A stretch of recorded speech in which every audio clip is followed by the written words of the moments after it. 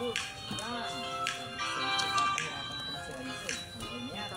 Dito banda, normal parkour ulit. Yan. Okay na siguro yan. Pagdating dito banda, gagawa ko na yun. Sa ating buhay mayroon tayong gamit na wika.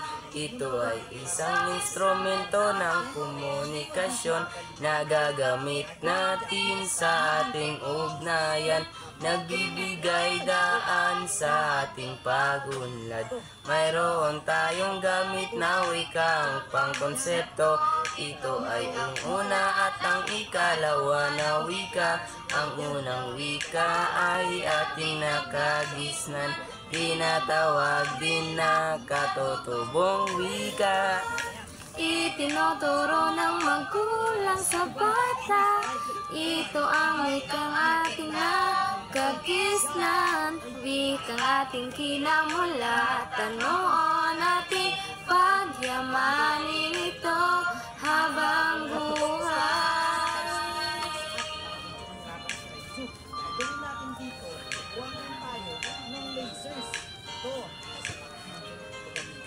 maglalagay tayo ng mga laser tags na ganito, laser shields, yan, para may mga pagpalinig sa laser na ganito. Mayroon din tayong tawag na ikalawang wika. Nagbibigay daan sa ating pakikipagtao. Ginagamit natin sa ating usapan.